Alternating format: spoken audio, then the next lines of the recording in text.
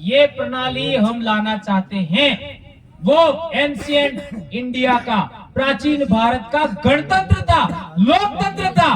पूरी दुनिया के अंदर आदिवासियों ने ही लोकतंत्र दिया है। ये लोकतंत्र भारत भूमि की मूल शासन व्यवस्था है। ये गणतंत्र शासन व्यवस्था में आदिवासियों का इस देश को विरासत है, उसको हमें पुनः विकसित करना है। इसलिए मैं कहना चाहता हूं कि मैंने कहा था कि आदिवासियों को शासक वर्ग बनाना है, तो हमें कैसा शासक वर्ग बनाना है? ये 7,707 राजा वाला। उसका प्रणाली क्या था उस पर अभी बात नहीं करेंगे, आप हिस्ट्री में पढ़ सकते हो। उसी सिस्टम के आधार पर हमने सीसीसी बनाई है। सीसी नहीं, ठीक है, हम जी क्या तुम्हें समझ में आई गई। और उसी तर्ज पर डीसीसी बनाई है, उसी तर्ज पर बीसीसी बनाई है। कई लोगों को समझ में नहीं आया हो ताकत जो है ऐसा क्यों किया है, ये अब धीरे धीरे समझ में आ रहा है ना, कि वास्तव में ऐसा क्यों किया गया था। अब धीरे धीरे समझ में आता है। अपने 2 से 4 डीसीसी की मीटिंग प्रतापगढ़ में हो चुकी है, आपको मालूम होगा, ठीक है ना। डीसीसी को सर्वाधिकार है, ध्यान रखो, सर्वाधिकार। लेकिन ना प्रतापगढ़ वाला अमारते अलगस करबो है एमने सालेगा, इसके लिए सीसीसी बनी हुई, ठीक है। ये बात हमको समझना होगा। अब जो हमारे देश के अंदर रजवाड़ों की शासक व्यवस्था थी, वो कौन आए सबसे पहले? अरब वाले। अरब वाले वो क्या थे? ट्राइबल थे। अरब मुस्लिम लोग आए, उन्होंने पूरी दुनिया के अंदर आपका इस्लाम धर्म को पहुंचाया। वो सबसे पहले 8वीं शताब्दी में आए, वो भी ट्राइबल थे। इसके बाद कौन आए? गजनवी गौरी आए, वो भी ट्राइबल थे। इसके बाद कौन आए? तुर्क लोग आए, वो भी ट्राइबल थे। मुगल, वो ट्राइबल नहीं थे, ये ध्यान रखना है। मुगल वो ट्राइबल नहीं थे। तो यहां के रजवाड़ों को, रजवाड़ों के अंदर भी ट्राइबल लोग हैं, ये ध्यान रखना है। ये रजवाड़ों के अंदर भी ट्राइबल लोग हैं। तो ट्राइबल ने ट्राइबल को हराया।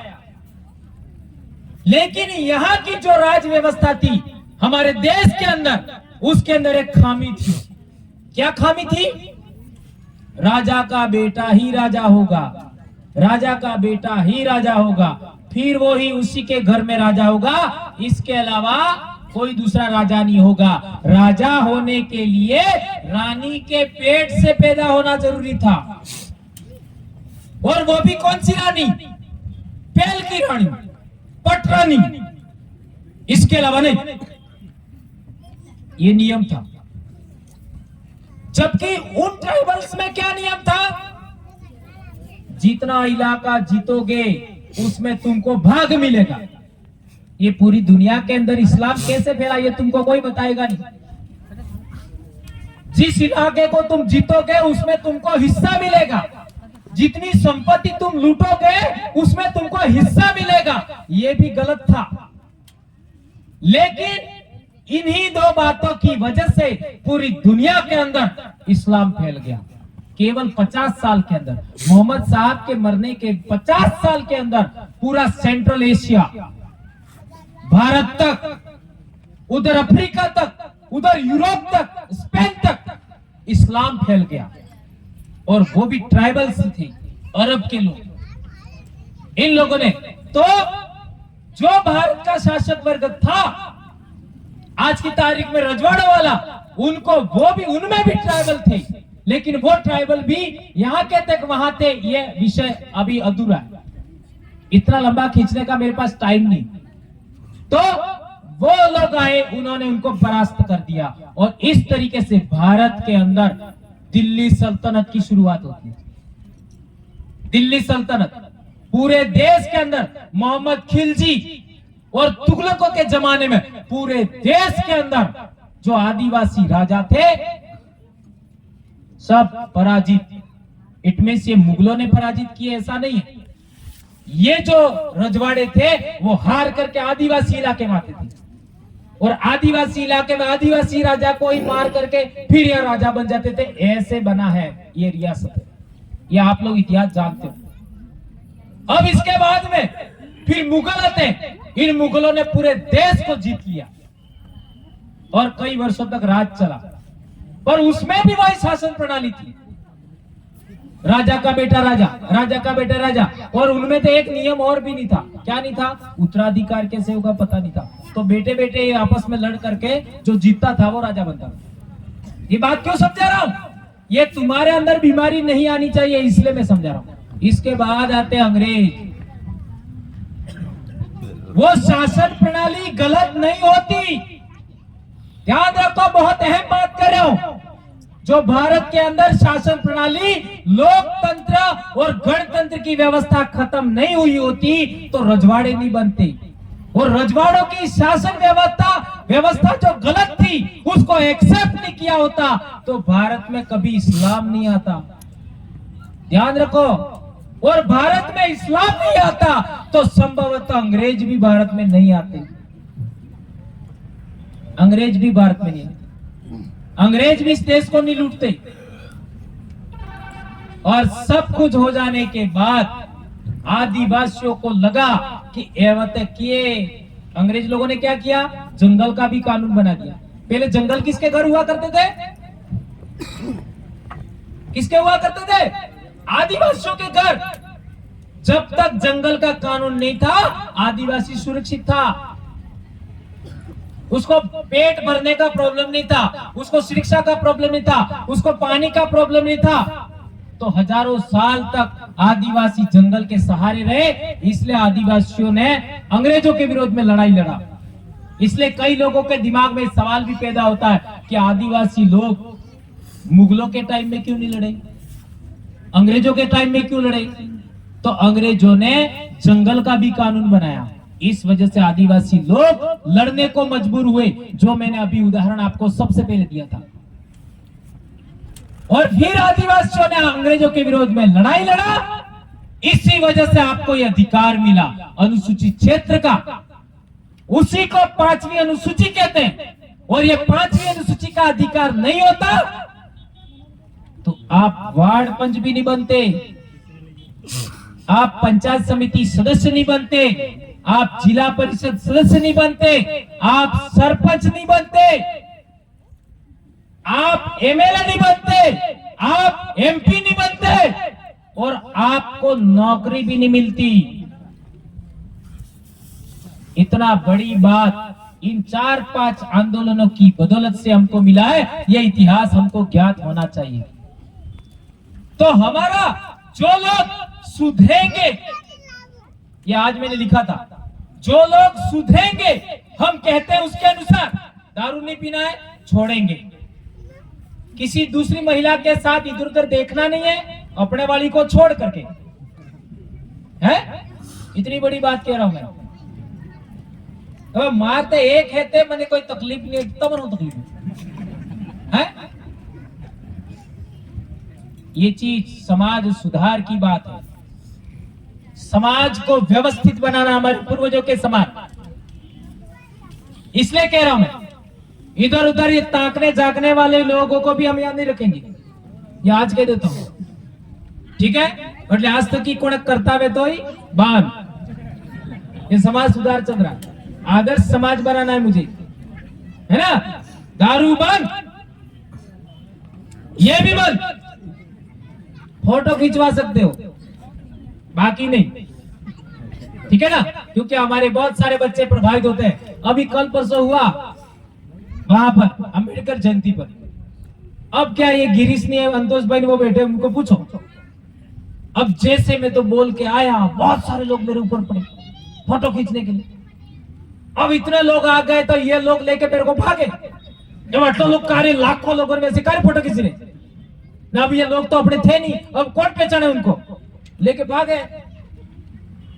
और रोड के पास आते आते एक आदमी अपनी बेटी को लेके आया, वो भी शायद शादीशुदा थी, या फिर कोई भी होगा, वो आया और इन मेरे आपके साथ इनका फोटो खिंचवाना है, ये पूछ लो इनको। और उन्होंने फोटो खींचा, हमने तो नाम भी नहीं पूछा, कहाँ के हो न कौन हो न क्या हो न कौन से जिले के कौन से समाज को पूछा ही नहीं, हम तो फिर भाग आए। अब आप सोचिए ये क्यों हुआ? ये इसलिए हुआ, ऐसा कैसा पाल बलुआ में भी हुआ था। ये इसलिए होता है कि हम वो बात बता रहे हैं जो कोई बताता नहीं है।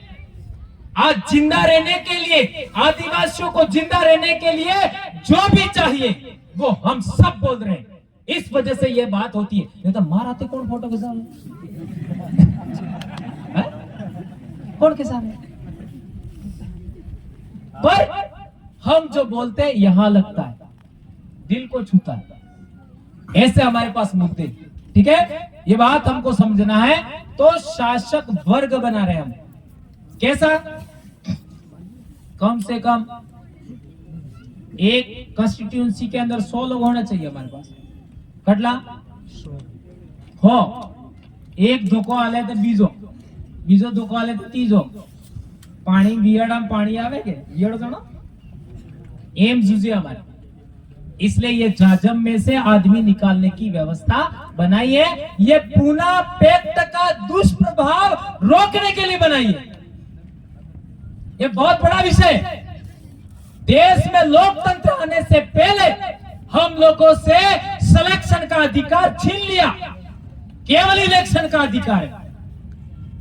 हमारा जनप्रतिनिधि कौन होगा, हमारा एमएलए कौन होगा, हमारा एमपी कौन होगा, यह सिलेक्शन करने का अधिकार हमसे छीन लिया। इसी को कहते हैं पूना पैक्ट। इसलिए हमने फैसला लिया कि इस जाजम से ही सिलेक्टेड होगा और वो आदमी चुनाव लड़ेगा।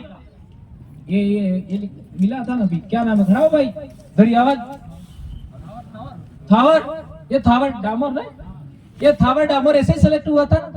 300 350 लोगों ने रात को वोटिंग दे करके इसको सिलेक्शन किया था, है ना।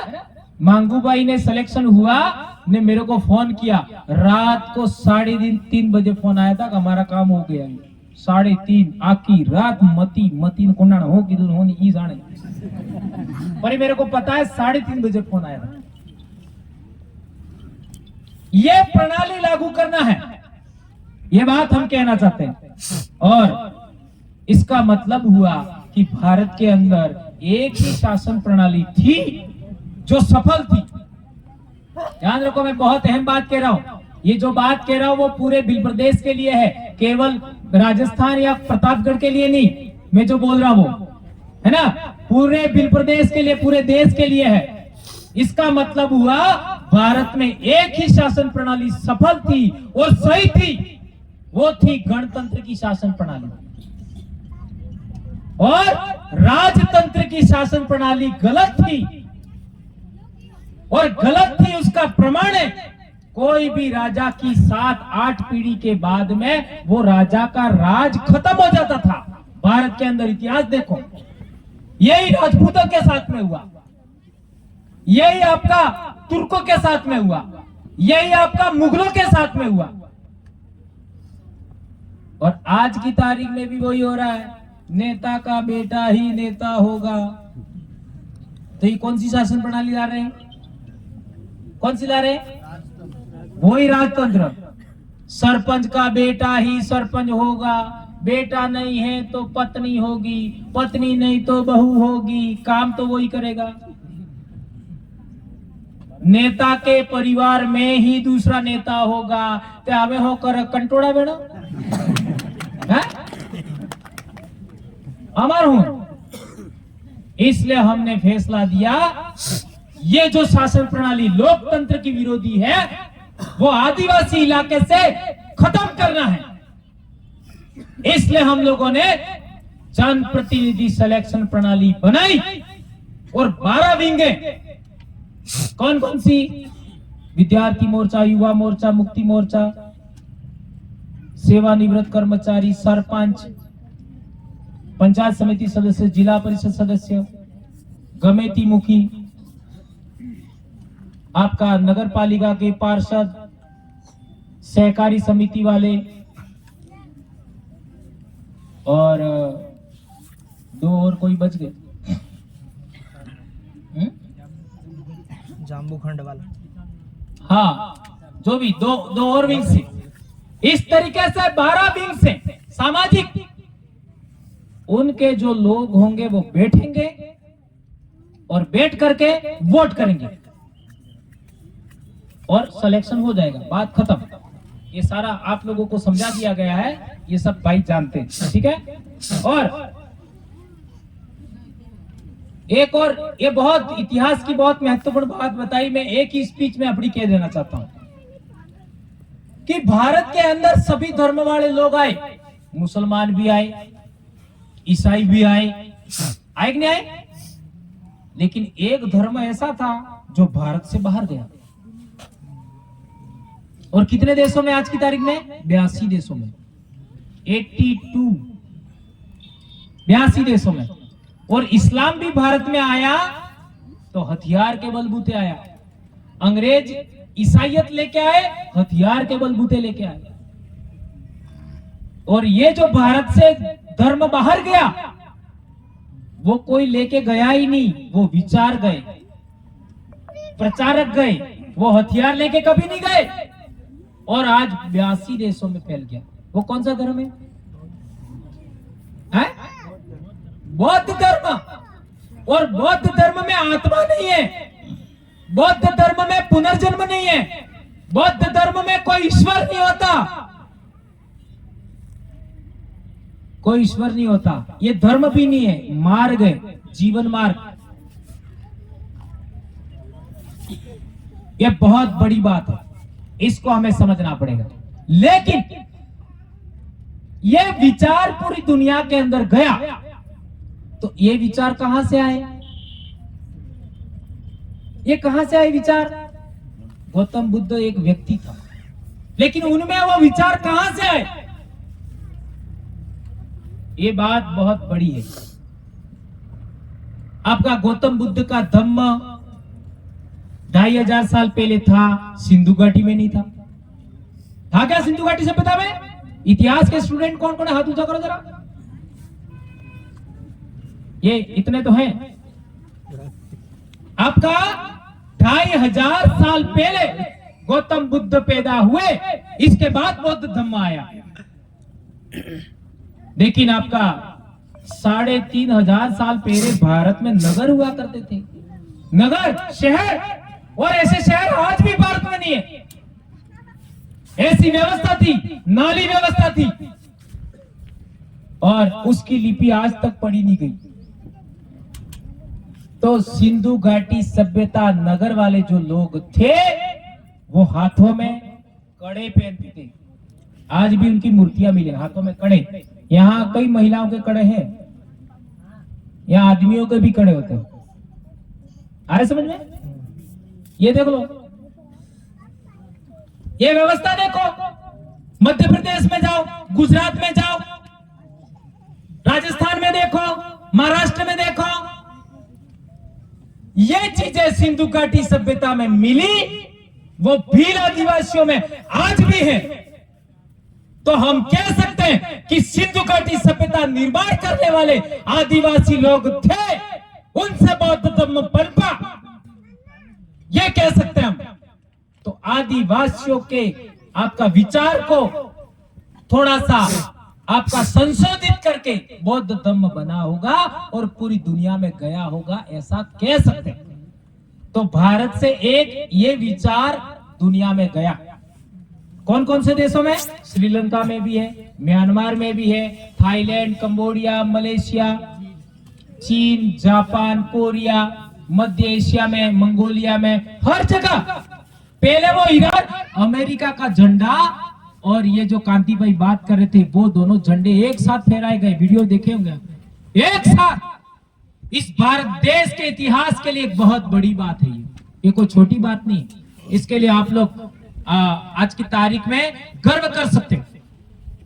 और इस दिन को अमेरिका के अंदर इक्वलिटी डे घोषित किया गया, समानता दिवस। जबकि हमारे यहाँ क्या हो रहा है ना, मोसो ने तो निसो, मोसो ने तो निसो। और तो और हमारे समाज के अंदर आदमी और औरत दोनों बराबर थे, ये आदमी जी मोसो ने तो निसी। और इसी वजह से हमारा बहुत बड़ा नुकसान हो गया। हमारे देश के अंदर आदिवासी महिलाएं एक जमाने में शासिका हुआ करती थी। जब तक वो आजाद थी, जब तक वो स्वतंत्र थी, तब तक आदिवासी समाज के ऊपर कभी भी आंच नहीं आई। आपने देखा होगा जंगल में आदिवासी महिला केवल एक कुल्हाड़ा लेके जाती थी, कोई साथ में आवे दावे नहीं आवे तो कोई नहीं। जंगल में जंगली जानवर भी होते थे तो वो उनसे लड़ लेती थी।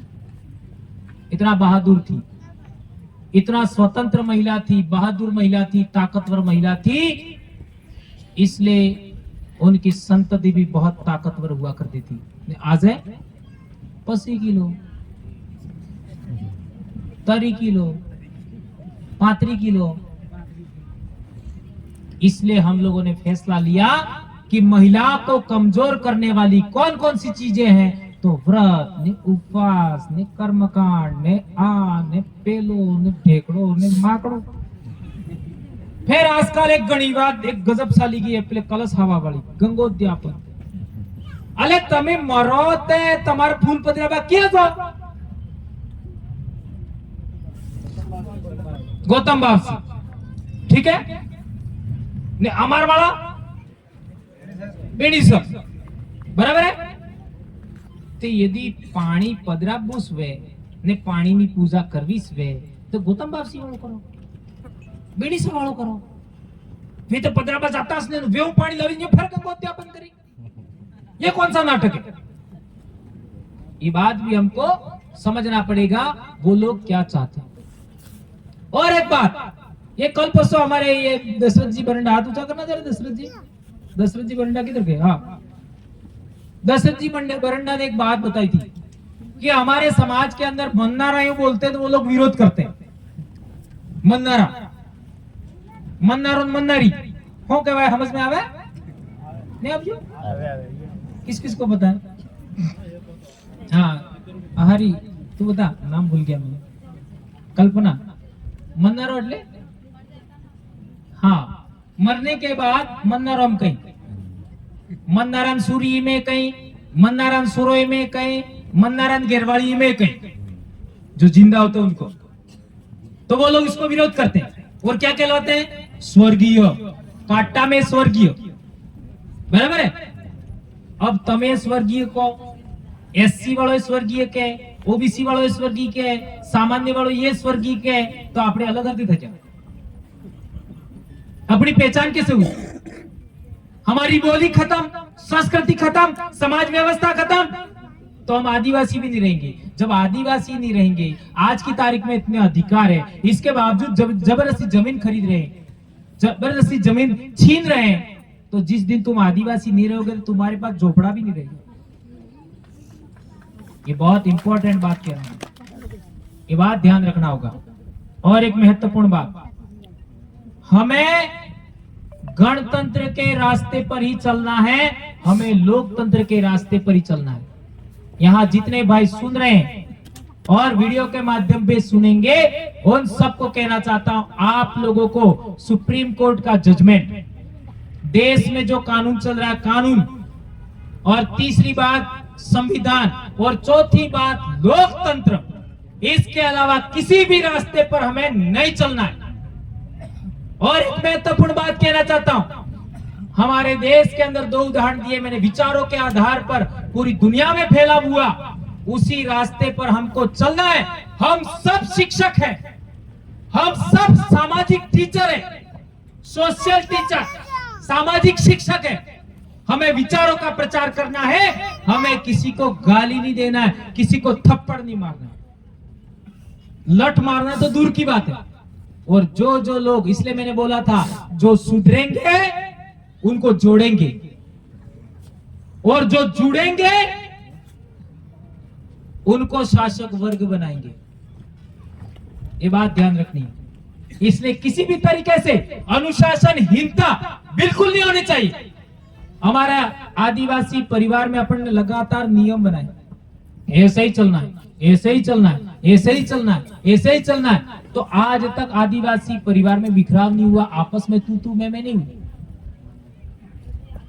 16 मई को जयस बना था और 17 मई को आदिवासी परिवार। ये ध्यान रखा, ये हमारे पश्चिमी भारत के लिए बहुत सौभाग्यशाली दिन है, बहुत गर्व करने लायक दिन है, 16 मई और 17 मई। लेकिन जयस में आप लोगों ने देखा होगा कई भाई आपस में लड़ते रहते हैं, कई पेला नेम के ना कई पेला नेम के, होता है कि नहीं होता है? कटला जना जयस वाला आ तुसा करो એટલે खबर पड़े आटला ही है ना, और बहुत सारे भाई हैं। और उन सभी भाइयों को मैं ये कहना चाहता हूं कि हमें समाज को चलाने के लिए, परिवार को चलाने के लिए, गांव चलाने के लिए नियम की जरूरत होती है। परिवार सलाबा नियम नहीं सुझाए, घर में कटलो मन के एटला रोटा मळे, ये नियम नहीं कहवाय। दाड़ो उगवा तक हुई रे इन्हें लट पड़ी सके, ये नियम नहीं कहवाय। मेरी दादी ऐसा ही करती थी, कार्य उठाड़वानो नहीं, दाड़ो उगी गयो सोरो हुई ले ठोकीस दीवानी गोदड़ा सहित। मेरे दादा से लोग नहीं डरते थे, इतने दादी से डरते थे हमारे परिवार। किसी की हिम्मत नहीं थी दादी के सामने बोल दे। ये नियम नहीं था क्या? नियम था। गांव चलाने का भी नियम था, समाज चलाने का भी नियम था। तो इतना बड़ा संगठन चलाने के लिए भी नियम होना चाहिए, और वो नियम आपको लिखे हुए मिल जाएंगे। वो तो हमारे पास है, तुम भी हमारे भाई हो, ले जाओ, उसी को लागू करो, बात खत्म। और यदि हो गया तो पश्चिमी भारत का आदिवासी ऐसे हो जाएगा, और पश्चिमी भारत का आदिवासी ऐसे हो गया तो क्या होगा? जय भील प्रदेश। समझ में आया नहीं है? अभी महाराष्ट्र से भी फोन आया। क्या फोन आया है? कि नहीं हमारे ये लोग बराबर काम नहीं कर रहे हैं। कौन लोग काम करे, मैं किसी संगठन का नाम नहीं लेना चाहता। तो वो कह रहे कि नहीं आपको आना ही पड़ेगा। ये अभी फिर बात आई। ये 2 एससी की मीटिंग होने के बाद अब फोन पर फोन आ रहे हैं लोगों के। कई लोग और दूसरे ओबीसी के लोग भी बात चल रही है, इंटरनल बात चल रही है, एससी के लोगों से भी बात चल रही है। अब सब लोगों को लगने लगा है ये लोग सही है। पहले लोगों ने भड़काया था, क्या हम भड़का दिया था, आदिवासी परिवार वाला लोग है, आपने तो गांव में रहवा नहीं देंगे, ऐसा झूठा प्रचार किया था। कईयों ने ऐसा बोला कि पीटेंगे। ये 4-5 साल हो गया, किसी ने किसी को पीटा ही नहीं, किसी ने किसी को गाली दिया ही नहीं। तो अब लोगों में विश्वास कायम हो रहा है। ये बात हमें समझना पड़ेगा। तो आप लोग कब शासक बनोगे? जब सभी राजा एक जजम पर बैठेंगे। आज स्पेशल तैयारी करके आया हूं। ये बातें आपने पहले एक साथ कभी नहीं सुनी होगी। आप शासक वर्ग कब बनोगे? जब सभी राजा जजम पर बैठेंगे। ये कैसे संभव होगा? इतिहास काल में था, मैंने अभी उदाहरण दिया, एक संस्थागार में। अब संस्थागार क्या होता है ये भी समझाना पड़ेगा, हिस्ट्री में यही पॉइंट मिलेगा। संस्थागार, संसद, उस जमाने की संसद हुआ करती थी, उसको संस्थागार कहते थे। उसके अंदर 7,700 राजा एक साथ बैठते थे लिच्छवी गण संघ में, और इनमें भी वोटिंग होता था। और वोटिंग का तरीका क्या था? एक लकड़ी होती थी, लकड़ी स्पेशल टैग मारी हुई, वो किसके पक्ष में उसको देते थे, एकत्र करते फिर गिन लेते थे। ऐसा लोकतंत्र था हमारे देश में। तो उसको पुनः लागू करना है, ये हमारे पूर्वजों की विरासत है, उसको पुनः लागू करना है। तो सभी शासक वर्गों को जाजम पर बैठना होगा। ऊपर एक ही टेंट होगा, नीचे भी एक जाजम होगी। इसलिए आदिवासी परिवार ने बहुत पहले नियम बनाया कि मंच पर कोई नहीं बैठेगा। एमएलए होगा, चाहे एमपी होगा, चाहे कितना भी बड़ा आदमी होगा, इसी जाजम पर बैठेगा। ये उदाहरण, ये बहुत बड़ी बात है। हम लोगों ने योजनाबद्ध तरीके से समाज को समझाने के लिए नियम पर नियम बनाते गए और आज सबको समझ में आ रहा है। तो ये बात, आप सारी बातें मैंने बता दी। और एक ये आप देख सकते हो, ये जमाबंदी, ये जमाबंदी आपके इलाके की निकाली हुई है। उसमें आपके पूर्वज भील है कि मीणा है, ये लिखा हुआ है, देख सकते हो, भील ही है, बराबर है। और थोड़ा सा इस विषय पर मैं अब बोलना नहीं चाहता हूं, लेकिन बोल ही देता हूं। तुम्हारी इजाजत है? चलो बोल देता हूं। 1841 में मेवाड़ भील कौर बनी, तब मीणा कौन था? कटला वर्ष था अरविंद भाई बोलছো 1841 100 साल है? कोई था? नहीं था। हल्दी घाटी 1576 में हुआ, कौन था भी मीणा? कोई नहीं था। इतनी सी बात तो समझ नहीं, दो सवाल है और कोई सवाल नहीं है। ये बात आप समझेंगे ऐसी मैं आशा अपेक्षा करता हूं। और हम लोग समाज को कैसा बनाना चाहते हैं? 2018 में बोला था, ये सफेद कपड़ा है ना, ऐसा हम बनाना चाहते हैं, एकदम पाक साफ मस्त झक्कास। तो आप बनना चाहते हो? ठीक है ना? तो इससे देखो, हम बोल रहे हैं, उससे वो संगठन वालों ने भी सीखा, एससी के लोगों ने, उन्होंने मंच पर किसी को नहीं बिठाया। हमारे जैसे सफेद फ्लैग होता है, ऐसा ही उनका फ्लैग था। ये कल अहमदाबाद में लोग देख के आए, पूछ सकते हो। ठीक है, चलो एक साथ खड़े हो जाओ। एक जाजम पर बैठेंगे। आज स्पेशल तैयारी करके आया हूं। ये बातें आपने पहले एक साथ कभी नहीं सुनी होगी। आप शासक वर्ग कब बनोगे? जब सभी राजा जाजम पर बैठेंगे। ये कैसे संभव होगा?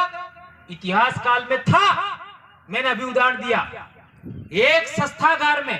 अब संस्थागार क्या होता है ये भी समझाना पड़ेगा, हिस्ट्री में यही पॉइंट मिलेगा। पानी, पवन, चांद, सूर्य, चंद्रमा, तारे, पूर्वज, मातारुण, बाबा डुगरा, खत्रीज बावसी, हमारा पूर्वज, लाखों पीढ़ी ना आनंद सबने साक्षी मानी ने आजे शपथ लो के आज बाद अंग्रेजी शराब ने पीऊंगा, ने पीवा दियूंगा, और मारा समाजना मुद्दा है अणने मोखोद अपने आप को सामाजिक शिक्षक मानते हुए मेरे परिवार,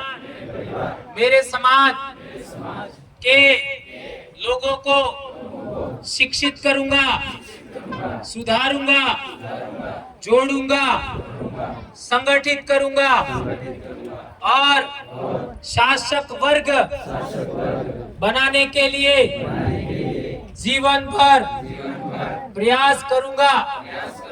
आदिवासी समाज की विवाह पद्धति, पूजा पद्धति को आगे बढ़ाऊंगा और मेरे पूर्वजों की अर्थव्यवस्था, खेती बाड़ी, पशुपालन, बकरी पालन, मुर्गी पालन को भी जारी रखूंगा। ठीक है? और मेरे पूर्वजों के संतों के आंदोलन को जारी रखने के लिए भगत परंपरा को भी आगे जारी रखूंगा, जारी रखूंगी।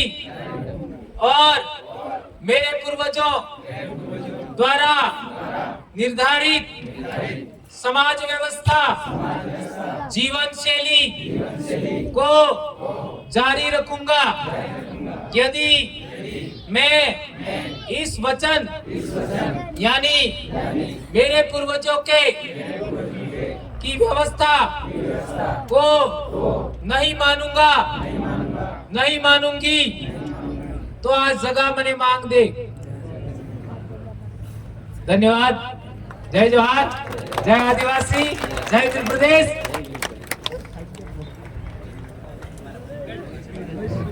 दादा का बहुत बहुत धन्यवाद और मुझे खुशी